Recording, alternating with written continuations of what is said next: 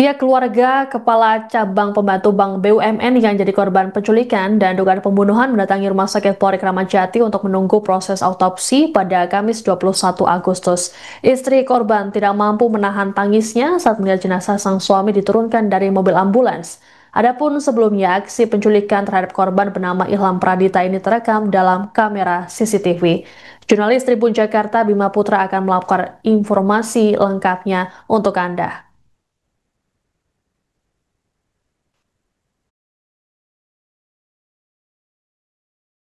Yang merupakan Kepala Cabang Bank BUMN di wilayah Jakarta Pusat, pihak keluarga korban menyatakan bahwa almarhum tidak pernah menyatakan adanya ancaman ataupun teror yang ditujukan kepadanya.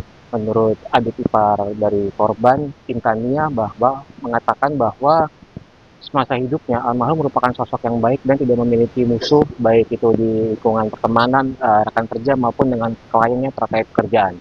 Berdasarkan keterangan dari adik ipar almarhum, Intania, uh, mengatakan bahwa pihak keluarga awalnya mendapatkan informasi bahwa Ilham diculik pada area parkiran di pusat perbelanjaan di wilayah Kelurahan Susukan, Kecamatan Ciracas, Jakarta Timur, dari seorang rekan kerjanya.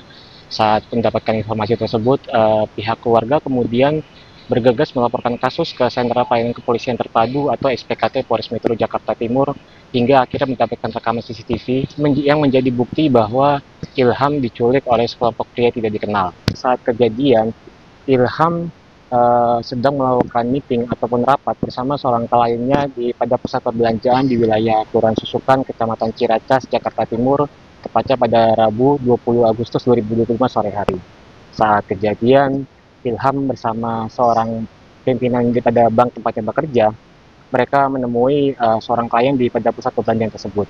Namun saat Ilham hendak kembali ke mobilnya untuk pulang, tiba-tiba terdapat sekelompok orang tidak dikenal yang memanggil dan tiba-tiba menarik Ilham untuk masuk ke dalam mobil yang dikemudikan oleh para pelaku. Menurut pihak keluarga bahwa para pelaku tersebut diduga sudah merencanakan aksinya ataupun sudah membentuk Ilham sebelum Ilham tiba pada pusat perbelanjaan tersebut. Pasalnya berdasarkan rekaman CCTV kejadian, pelaku sudah memarkirkan mobilnya tepat di sebelah kendaraan milik Ilham di parkir. Kapolres Metro Jakarta Timur, Kombes Alfian Afrizal mengatakan bahwa setelah pihak yang mendapatkan laporan dari pihak keluarga korban, jajaran Satuan Reserse Kriminal atau Satreskrim Polres Metro Jakarta Timur sudah melakukan penyelidikan dan olah tempat kejadian perkara atau olah TKP pada pusat perbelanjaan tempat Ilham Pradita diculik. Menurut Alfian bahwa penyelidikan dilakukan secara gabungan bersama jajaran Satreskrim Polres Metro Jakarta Timur dengan Direktorat Reserse Kriminal Umum ataupun Ditreskrimum Polda Metro Jaya. Namun pada Kamis 21 Agustus pagi tadi, Ilham ditemukan tewas di area Kabupaten Bekasi dalam keadaan tangan kakinya terikat, kemudian untuk kedua matanya tertutup lakban.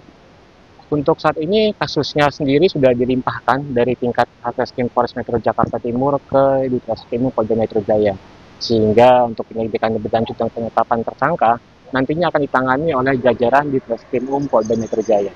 Awal ketahuannya itu ketika kakak saya, istri almarhum itu nelfon bahwa katanya almarhum itu diculik. Akhirnya kami konfirmasi, dapatlah CCTV yang ya benar gitu, almarhum itu diculik gitu. Jadi diculiknya itu di parkiran sebuah supermarket di daerah Pasar Rebo, Jakarta Selatan. Itu posisi sedang hujan dan posisi mobil penculiknya itu di sebelah mobil korban gitu. Itu memang diduganya dibuntuti atau gimana? Kami sih curiganya dibuntutin karena posisinya sebelah mobil korban. Saat kejadian itu kalau boleh tahu korban bersama rekan kerjanya atau sendiri seorang diri atau? Bersama dengan pimpinannya, cuman memang beda kendaraan, jadi masing-masing gitu. Pada saat korban ke parkiran, jadi masing-masing gitu, dua mobil.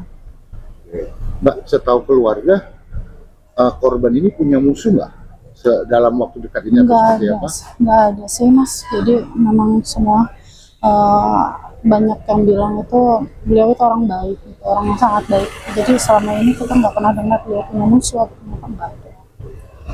Ya, atau ada klien-klien yang seperti apa? Bagaimana Mbak? Kalau kegiatannya nggak ada ya? Nggak. Terus soal kejadian tuh kalau pas di lokasi memang nggak ada orang gitu Mbak?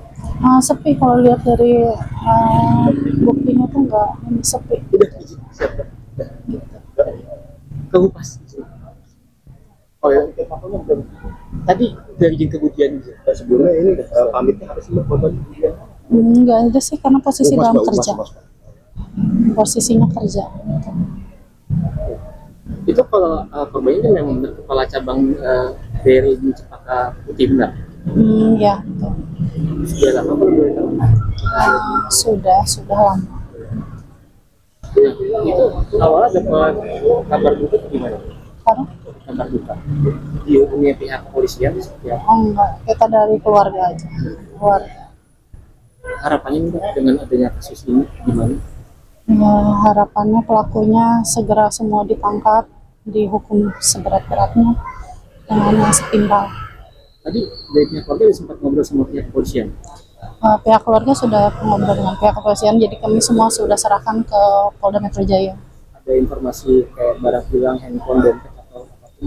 Kita belum dapat informasi sejauh ini.